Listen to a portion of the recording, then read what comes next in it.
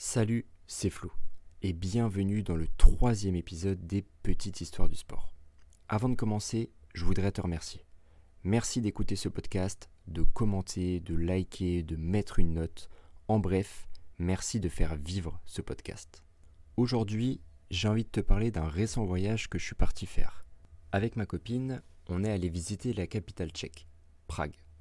En tant que passionné de sport et plus particulièrement de football, j'avais forcément envie de découvrir cette fameuse rivalité entre les deux plus gros clubs du football tchèque.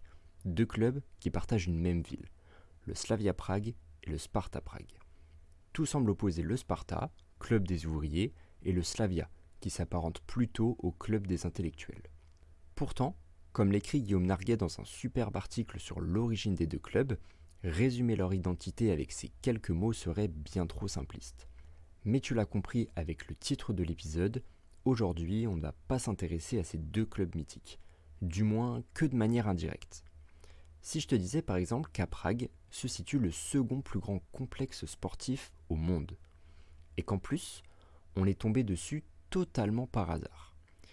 Il peut accueillir jusqu'à 220 000 personnes sur une surface de 63 500 m².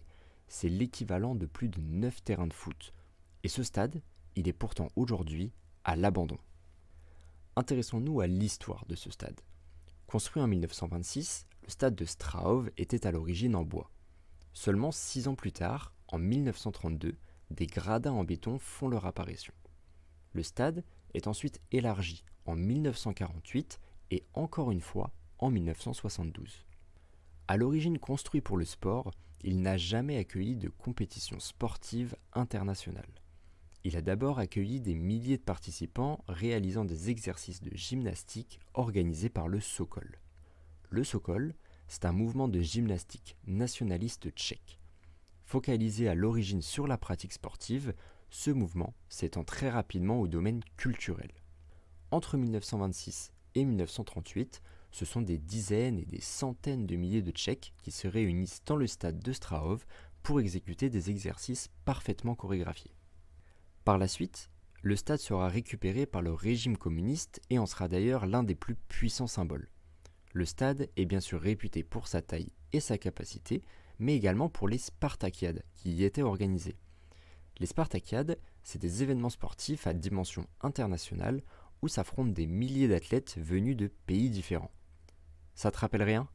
Les Spartakiades ont été créées en opposition aux Jeux Olympiques pour montrer le progrès ou encore la culture du physique des pays communistes. De 1955 à 1985, le stade de Strahově accueillait donc ces incroyables Spartakiades où des milliers de sportifs s'affrontaient dans des épreuves de gymnastique ou encore de lutte. Pour l'anecdote, les histoires extra-conjugales entre les sportifs, sportives et même les spectateurs entraînaient un pic de la natalité tous les 5 ans. Avec l'effondrement du bloc de l'Est, l'édition de 1990 est naturellement annulée. Ce sont alors les Rolling Stones, rien que ça, qui viennent donner un concert devant 110 000 personnes. Ils reviendront 5 ans plus tard devant 127 000 spectateurs. D'autres très grands concerts se sont tenus dans le stade de Strahově entre 1990 et 2007.